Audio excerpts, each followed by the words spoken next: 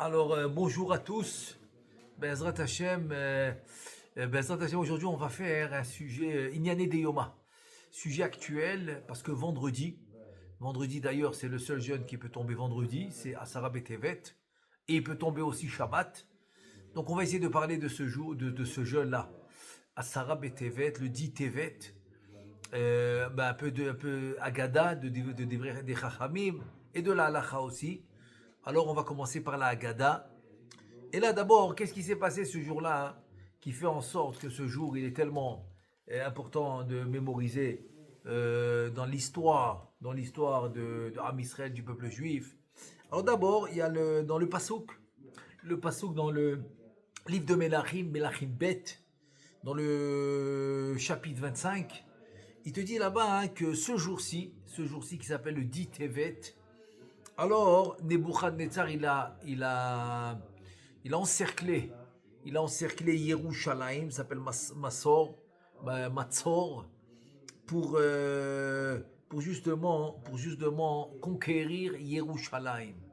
Donc Nebuchadnezzar, le roi de Babylone, le roi de Babel, avec toute son équipe, toute son armée, il a encerclé Jérusalem, Yerushalayim, pour justement qu'ils aient la famine, parce que quand il l'a encerclé, ça veut dire qu'il n'y a rien qui rentre, il n'y a rien qui sort. Donc il n'y a pas de nourriture, il n'y a rien qui rentre, rien qui sort. Donc pour justement les pousser à la famine et pour pouvoir conquérir Jérusalem. Ça, c'est ce qui s'est passé le 10 Tevet.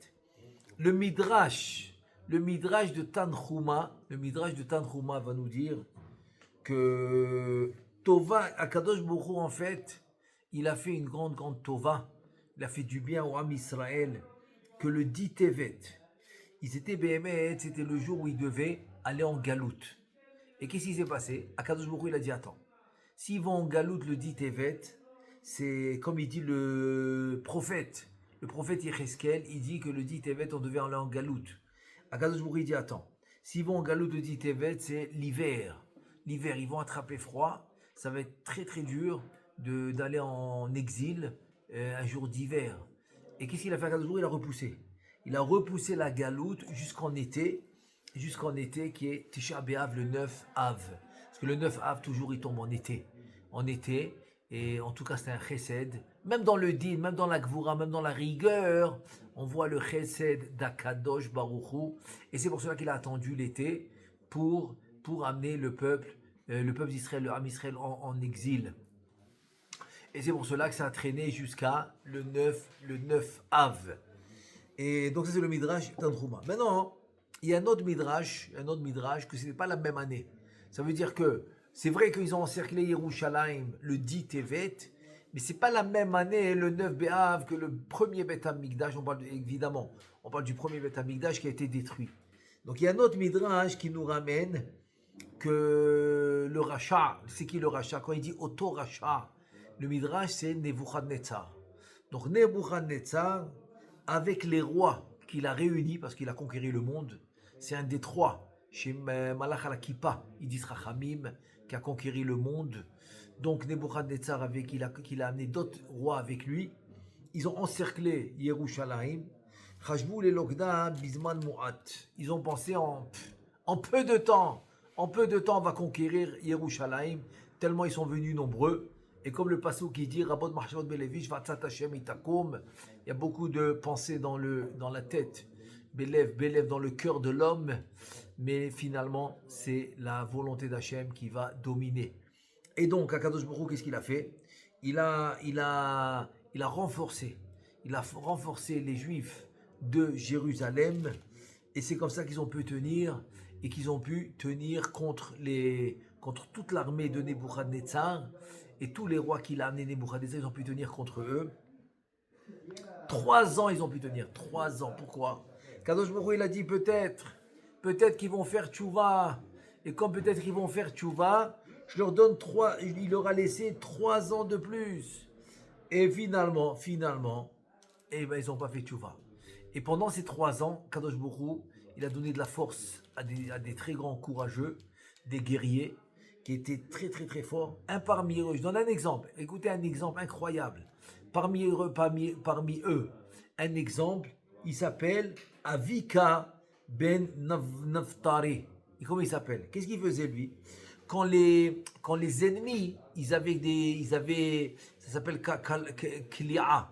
Ils arrivaient à tirer des pierres, mais des grosses pierres, ok, qu'ils avaient installé un genre de système pour jeter des très grosses pierres pour casser la muraille. Catapulte, Razak, les catapultes, pour jeter des pierres énormes. Cet homme-là, qui s'appelle Avika ben Neftari, il recevait ces pierres dans sa main. Quand ils n'arrivent pas à la muraille, il les rejetait sur les ennemis, les tuait. Ah, attends, c'est des forces incroyables. Kadosh Baruch Hu leur a donné la force. C'est comme ça qu'ils ont tenu 3 ans. 3 ans, ils ont tenu. Ils ont pas laissé les ennemis casser les murailles, rentrer à Jérusalem, rien du tout. Et il dit, Ubeota Sha'a, Nifkera Yerushalayim, après que il a attendu 3 ans et qu'ils n'ont pas fait tchouva, etc., ils ont réussi, les ennemis, à rentrer à Yerushalayim. C'était les Kasdim. Maasa Hanamel qui était l'oncle de Yirmiyahu Navi, que c'était lui le prophète qui disait au Ham Israël de faire tchouva pour ne pas qu'Akadosh Baruch Hu détruise Yerushalayim, qui détruit le Beth Amikdash. Il s'appelle Yirmiyahu Navi. C'est lui qui était à la fin du premier Beth Amikdash, avant que le Beth Amikdash soit détruit. Son oncle, il s'appelle Hanamel. Son oncle Hanamel, qu'est-ce qu'il a fait? Ishbi'a Malachi Sharet, qu'est-ce qu'il a fait? Il a fait de la Kabbalah Ma'asit, il a, avec des noms saints, il a fait descendre des Malachim, et les Malachim sont venus les aider, ils ont repoussé les ennemis, les Kasdim, ça s'appelle les Kasdim, qui sont venus, ils les ont repoussés, et ils se sont sauvés, parce qu'ils avaient peur. Qu'est-ce qu'il a fait à Kadosh Baruch Hu? Comme Kadosh Baruch Hu, il a vu que c'était déjà arrivé à un niveau où vraiment il fallait détruire Yerushalayim à cause des fautes, à cause des Averot, malheureusement. Et donc, qu'est-ce qu'il a fait à Kadosh Baruch Hu? Il a changé le nom des Malachim, des anges.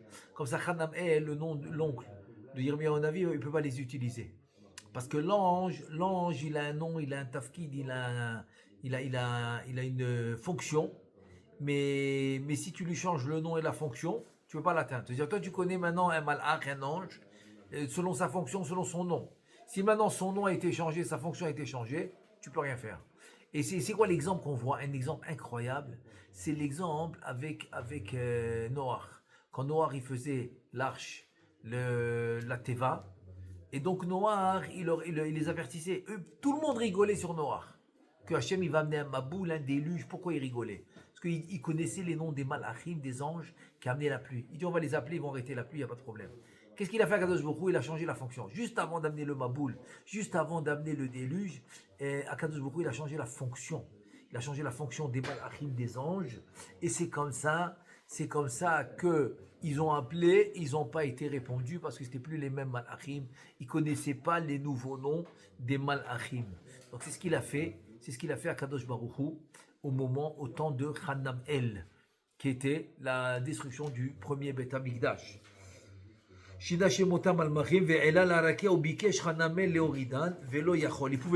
pouvait plus les faire descendre. Et qu'est-ce qu'il a fait? Hanamel? Avec le nom d'Hachem, il a fait un serment au Saro Shel Olam, c'est on va dire je ne sais pas si on peut appeler ça le prince, en tout cas le Memouné, ça s'appelle, le responsable du monde, Beshem avec Hachem Kadosh, un nom saint. Et là, il a soulevé Yerushalayim et il l'a mis dans l'air. Jusqu'à qu'il est venu à Kadosh Baruch Hu et il l'a fait tomber Kaviachol. Et c'est le pasouk qui dit Ishlich Mishamayim Eretz. Il a fait tomber des cieux, il a fait tomber la terre. C'est-à-dire en 2 mots, il a détruit Yerushalayim. Et c'est comme ça qu'il y a eu la destruction de Yerushalayim. Ensuite, la destruction du Beth Amikdash. Et c'était la destruction du premier Beth Amikdash. Donc tout ça a commencé le 10 Tevet. Donc on voit que le 10 Tevet a été très historique parce que c'est lui qui a commencé le processus de la destruction du premier Beth Amikdash. Et donc il nous dit, le Abu Darham, il s'appelle Rabbi David Abu Darham, il est au temps des Rishonim, il nous dit que quoi? Que si Asara Betevet devait tomber Shabbat, eh bien on aurait jeûné, même s'il tombe Shabbat. Alors qu'il n'y a aucun jeûne, même Tisha B'Av, on va voir, on va expliquer la différence tout à l'heure, c'est même Tisha B'Av, et il peut pas, même s'il tombe, souvent il est tombé Shabbat, Tisha B'Av. Le 9 Av, souvent il est tombé Shabbat, et on l'a repoussé à Yom Rishon, donc on n'a pas jeûné Shabbat. Alors que le dit Tevet, oui, s'il tombe Shabbat, on jeûne Shabbat. Ve'ayut samim av beShabbat, levi shene'emar. Pourquoi? Parce que le pasuk qui dit Be'etzem hayom hazeh, c'est écrit dans Kippour. C'est pour ça que c'est le seul jeûne de la Torah où on va jeûner Shabbat, c'est Yom Kippour, parce que c'est écrit Be'etzem hayom hazeh, ce jour-ci spécifique. Et comme c'est ici écrit dans Asara Betevet, donc on doit jeûner si tombe Shabbat. Aujourd'hui, techniquement parlant, il ne peut pas tomber Shabbat, parce qu'on a le calendrier selon Hillel Azaken, donc il a fait le calcul en avance. Donc, techniquement parlant, il ne peut pas tomber Shabbat. Mais vendredi, bien sûr qu'il peut tomber, comme cette année, qui tombe vendredi. Et là, maintenant, on va voir ce qu'il nous dit Rabbi Yonatane Beshitz, dans son livre Ya'arot Devash, dans le Chelek Aleph, le Drouche Bet. Il nous dit comme ça. Vekatav Rabbi Yonatane Beshitz, Shemikach, Shesh Bekoratanit Litrot, et Shabbat. Ça veut dire que quoi? Que si ce jeûne-là a la force de repousser Shabbat, comme Yom Kippour, donc ça veut dire que ce jour-là est très très compliqué pour le Ham Israël, ce jour de 10 Tevet. Si tu peux repousser Shabbat, ça veut dire que ce n'est pas un jour simple, c'est un jour historique où il y a eu le début de la destruction du Beth Amikdash. Et il te dit ce jour-là où il y a le début de la destruction est plus dur que la destruction elle-même. C'est ça qu'il te dit. Yoter miyom churban ba'abait, veze mochiach kitzara gedola, aita vekol ha'atchalot kashot. Donc tu vois que le début a une importance très importante.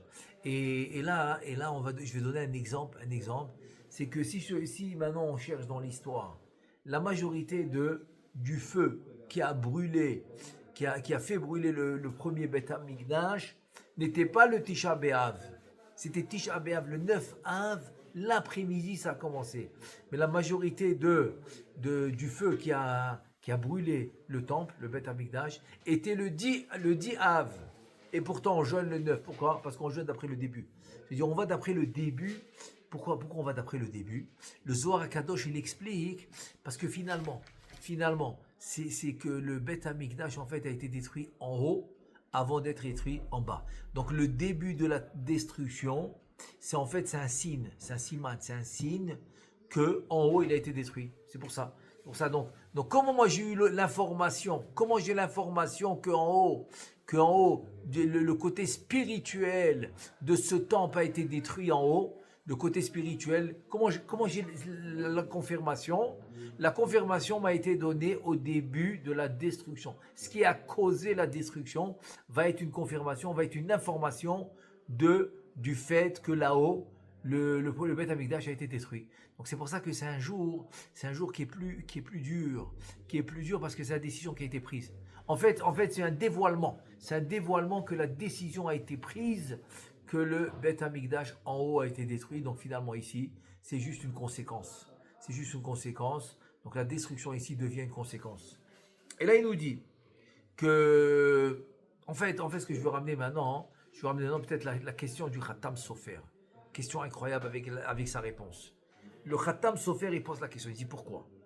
Pourquoi le dit Tevet, il est plus important, il est plus Chamour en fait, il est plus dur que le Tisha B'Av. Parce que le Tisha B'Av, tu ne repousses pas Shabbat.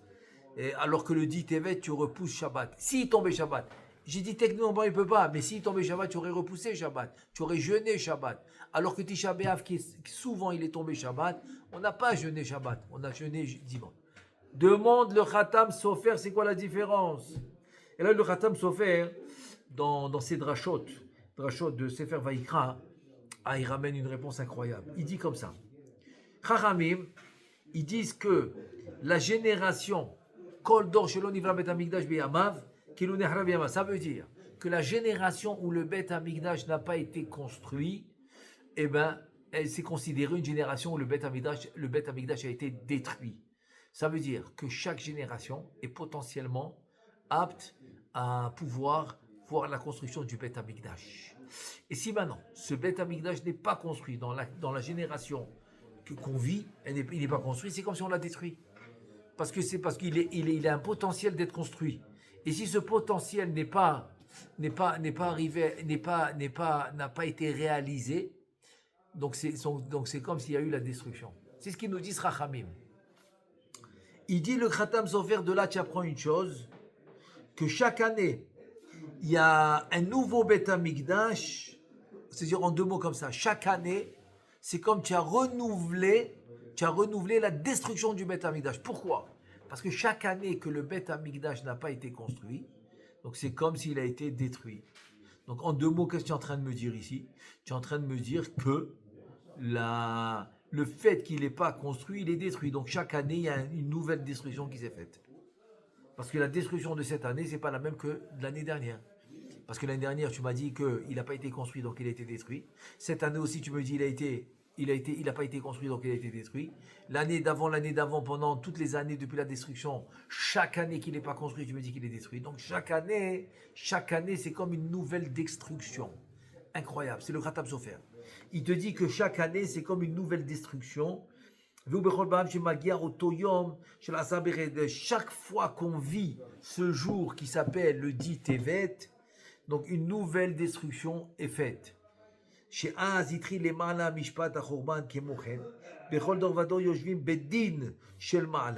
c'est-à-dire de la même manière que Asar Betevet va nous rappeler la décision céleste, la décision d'en haut, de détruire le Bet Hamikdash, c'est Asar Betevet. Donc il te dit, donc finalement à Sarah Betevet, ils vont s'asseoir le Beddin, ils vont mettre les décrets. Vegozrim Shegam Mashana. Donc le Beddin va décréter que cette année aussi, il y aura la destruction. Pourquoi? Parce qu'il a pas, s'il n'est pas construit, donc c'est comme si ça a été décrété la destruction. Et donc il ne va pas être construit, le Bet Hamikdash. Et c'est pour ça que le 9 Av, le Tisha B'Av, 9 Av, il ne va pas repousser Shabbat, parce que le décret a été fait déjà qu'il est détruit. Donc c'est quand ce décret a été fait, Asara Betevet. Donc comme Asara Betevet, finalement le décret est fait qu'il ne va pas être construit, donc Tisha B'Av, en fait c'est rien qu'une conséquence. Donc ça vient après la décision. Et c'est pour ça que donc Tisha B'Av va pas repousser Shabbat. Alors que Asara Betevet, que la décision a été prise, si tombait Shabbat, ça aurait repoussé Shabbat. Il te dit, aval, par contre, le Tani de DTL, c'est al bitul tsara atida, ולכן דרכי שבת כמו תענית חלום שמתענה אפילו בשבת. Ça veut dire que le dit Tevet, en fait, c'est pour annuler un problème à l'avenir, que le Bet Hamikdash, oui, peut-être l'année prochaine, il va être construit. Donc pour annuler le fait que Chas V'Shalom, il ne va pas être construit, donc Asara Betevet, on va jeûner pour ça. Que Bezrat Hashem, à partir d'aujourd'hui, oui, ça va être décidé qu'on va reconstruire, ou que Mikdash Hashem konena yadecha, c'est-à-dire que le troisième temple, qui est en fait le premier que Hashem devait construire.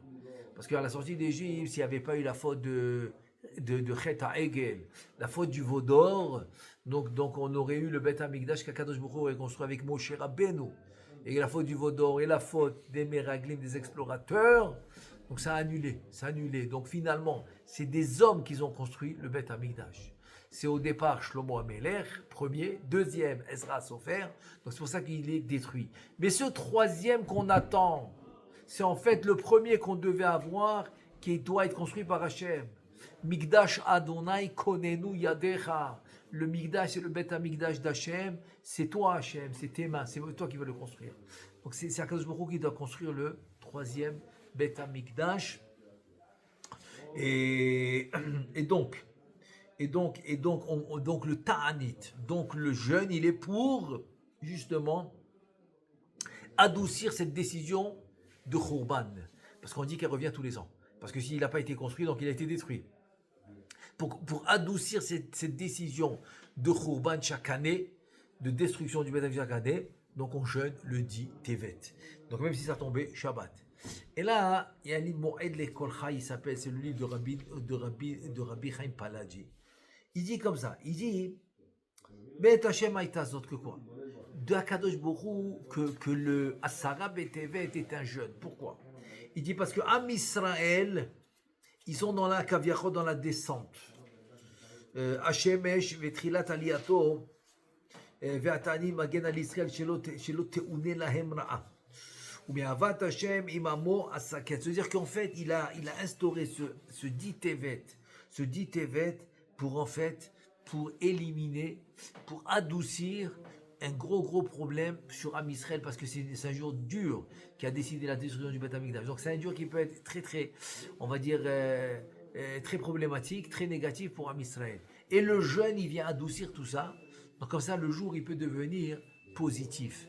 Donc voilà, ça c'est un peu de, on va dire, très raccourci, un peu sur le dit Tevet, Maintenant, on va rapidement, on va faire quelques halachot, parce que cette année, il tombe vendredi, la veille de Shabbat. Donc premièrement, on est obligé de le finir jusqu'à Tzet HaKochavim. On ne peut pas couper le jeûne avant. Parce que le Shulchan Aruch a été pour sec. Le Shulchan Aruch, il a donné une halacha qu'un jeûne que tu n'as pas fait jusqu'à Tzet HaKochavim, ce n'est pas un jeûne. Donc on est obligé de le finir jusqu'à Tzet HaKochavim. Et donc qu'est-ce qu'on doit faire? Donc on doit faire la tfila un peu plus tôt pour ne pas traîner si les gens y jeûnent, etc. Donc on fera mincha plus tôt, comme ça il y a aussi birkat kohanim. Donc de plus plaga mincha. De plus plaga mincha, si on prie mincha, on peut faire birkat kohanim. Mais si on prie mincha gedola, il n'y a pas birkat kohanim. Pourquoi? Parce que le jour du jeûne, on fait birkat kohanim, c'est comme la ne'ila. La ne'ila, c'est la tfila qui est la plus proche de la shkia, puisque Yom Kippour, on va la prier après mincha. Donc c'est pour ça que là-bas, il y a birkat kohanim. Et là aussi, la même chose. De plus plaga mincha. Et en fait, il faudra essayer de finir il faudra finir Arvid avant Tzet HaKochavim. Pourquoi? Comme ça, le temps qu'il arrive à la maison et qu'il fasse qu'il douche, donc ça va être Tzet HaKochavim. Il ne pourra pas manger avant Tzet HaKochavim, parce que sinon, il n'aura pas fini le jeûne. Donc c'est pour ça. Donc il faut faire attention que le kiddush soit absolument à Tzet HaKochavim. Est-ce qu'on peut goûter les marmites pour voir s'il manque rien? S'il manque pas de sel, s'il manque pas de trucs, est-ce qu'on peut goûter vendredi, c'est jeûne? On peut. Les repas de Shabbat, on peut. Comment? On goûte un tout petit peu et on rejette. On rejette de la bouche. On peut, c'est les repas de Shabbat. Ça s'appelle Torah Me'achaim Zachou. Comme toutes les semaines, on a l'habitude de goûter pour voir si c'est bien fait les repas de Shabbat. Donc tu fais ça les repas de Shabbat. Tu peux mettre dans la... Si tu n'as pas l'habitude, non. Bah oui. Si tu n'as pas l'habitude, je ne vais pas le faire le jour du jeûne. C'est pas le moment de commencer une habitude comme ça.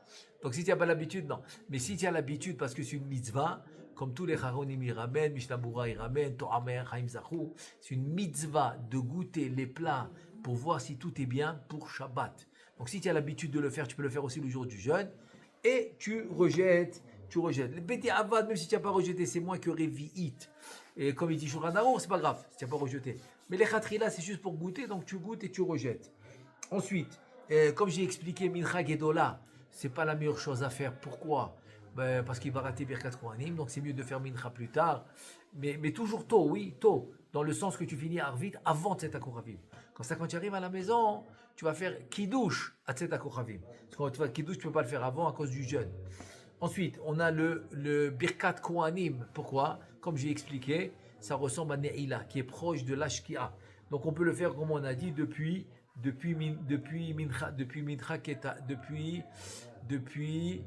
Plaga Mincha. Depuis Plaga Mincha, tu ne peux pas avant. Celui-là qui fait Mincha à Chatzot, c'est ça, Mincha Gedola, ça s'appelle, une demi-heure après Chatzot, il ne pourra pas faire Birkat Kohanim. Donc ça c'est important. Talit ou Tfilin, évidemment, comme c'est Erev Shabbat, donc même celui qui a l'habitude de mettre Shimusha Rabba à Mincha tous les jours, mais aujourd'hui non, puisque c'est vendredi, c'est avant Shabbat. Mais Talit il peut, bien sûr. Talit il peut, il n'y a pas de problème. D'habitude, les jours du jeûne, on évite de se couper les cheveux, je sais pas moi, de faire tout, je sais pas, de faire le bain, tout. On peut aller au mikvé. Mikvé, c'est sûr, les jours de jeûne, on peut aller. Évidemment, à part Tisha B'Av et Yom Kippourim, mais le reste des jeûnes, on peut. Ce jeûne-là, comme c'est vendredi, on peut tout faire. Tout faire. On peut se couper les cheveux, les ongles, je sais pas moi, le bain, le mikvé, tout ce qu'on veut. On peut tout faire. L'Ichvot Shabbat Kodesh.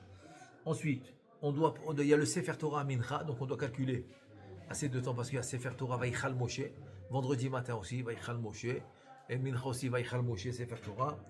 Et donc voilà, c'est plus ou moins ce qu'il faut savoir pour ce jeûne. Si maintenant quelqu'un, il ne sait pas qu'il veut goûter, mais il a oublié que c'est le jeûne. Il a fait Baruch Ata Hashem, Elokeinu melech haolam, Boré Peria Et, il voulait goûter la pomme. Et il s'est rappelé que c'est le jeûne avant de goûter la pomme. Donc tout le monde est d'accord qu'il doit goûter la pomme pour ne pas avoir Bracha Levatala. Pourquoi? Parce que Bracha Levatala, c'est des Oraïta. C'est des Oraïta. Et le jeûne, il est des Rabbanan. Pour ne pas Issour de Oraïta selon le Shulchan Aruch. Donc c'est pour ça qu'il pourra goûter un tout petit peu pour ne pas avoir Bracha Levatala. Et c'est évident qu'il continue le jeûne. Donc voilà, plus ou moins c'est sur Asara Betevet. Je vais juste finir par un petit moussard du lien du Da'at. Pourquoi?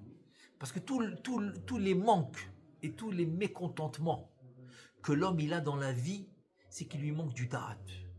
La Mishnah dans Avot elle te dit Da'at kanita ma chasarta.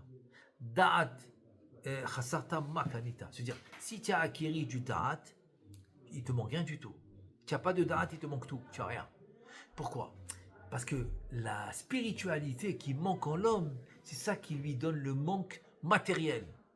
Si maintenant tu as un manque spirituel dans le sens que Ohev Torah lo isba Torah, celui qui aime la Torah, il est jamais rassasié de Torah. Donc ça va. Mais le problème c'est quand l'homme il vit les manques matériels. Et donc, il n'est jamais rassasié. Il est toujours à la recherche du matériel. Tout ça, c'est un manque de Rouhaniout.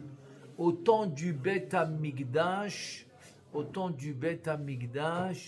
il n'y avait pas ce problème. Pourquoi? Parce que la force spirituelle du Bet Hamikdash, elle donne une compréhension, elle donne, on va dire, une sérénité automatique à l'homme. Donc, il se sent bien, il se sent plein. Donc, si l'homme, il prie pour ça, alors en fait, ça va être la solution à tous les problèmes. C'est le Bet Hamikdash. Et sur ça, si l'homme y pense, il voit qu'il a beaucoup de manques. Et aussi que c'est difficile pour lui sur certaines choses, et bien qu'est-ce qu'il doit faire? Il doit attraper la tfila. Pourquoi? Parce que des fois l'homme il n'arrive pas à rentrer trop profond dans la Torah, parce que s'il rentre dans la Torah, il n'y a pas de problème. Parce que la Torah, c'est avec ça qu'Akadosh Baruch Hu a créé le monde, donc c'est la réponse à tout. C'est la solution à tout. C'est pour ça que Rabbi Shimon Bar Yochai tellement étudié la Torah qu'il n'était pas tôt de la tfila. Mais aujourd'hui, c'est pas le cas. Aujourd'hui, c'est pas le cas. Comme la Gemara dans Shabbat, elle dit quand un Mora lui a dit, il a longé longtemps dans la tfila, alors que sa Chavruta, déjà prête à étudier, il l'attendait. Il dit, je comprends pas, je t'attends pour le limoud. Toi, tu choisis Chaye Sha'a. C'est une vie de momentané. Parce que tu fais la tfila, tu demandes des choses. Alors que moi, je t'attends pour la Torah, c'est Chaya Olam, c'est Olam Abba. Il lui répond, Torah lechoud, tfila lechoud. Ne mélange pas. La Torah, c'est une chose, la tfila, c'est une autre. C'est-à-dire que la tfila, finalement, elle va compléter ce manque que tu n'arrives pas à travers la Torah. Donc, ce da'at va pouvoir se compléter grâce à la tfila. Parce qu'Akadosh Baruch Hu, avec la tfila, il pourra te donner tout ce que tu as besoin. Et donc, comme ça, tu vas être serein. Quand tu vas te sentir bien. Et un des livres magnifiques pour ça, il s'appelle L'écouter Tfilot de Rabbi Nathan. Rabbi Nathan, l'élève par excellence de Rabbi Nachman, ça c'est un livre extraordinaire. Il a des Tfilot sur tous les sujets. Il te dit, Bevadai, Ayamotse, Romevukasho, Vaya Ne'ena Bekol Tfilotav, il va te répondre à toutes les Tfilot s'il le fait sincèrement. Donc finalement, la Tfila va compléter. Et sur ça, le Chazon Ish, il dit un truc incroyable. Une bonne étude va t'amener une bonne tefila. Une bonne tefila va t'amener une bonne étude. C'est-à-dire qu'une chose va compléter l'autre. Donc l'homme, ça ne lui suffit pas rien que la Torah, ça ne lui suffit pas seulement la tefila, il lui faut les deux. Donc les deux vont lui compléter le manque. Mais d'un autre côté, il doit prier pour le vrai manque. C'est quoi le vrai manque? C'est le Bet Amikdash.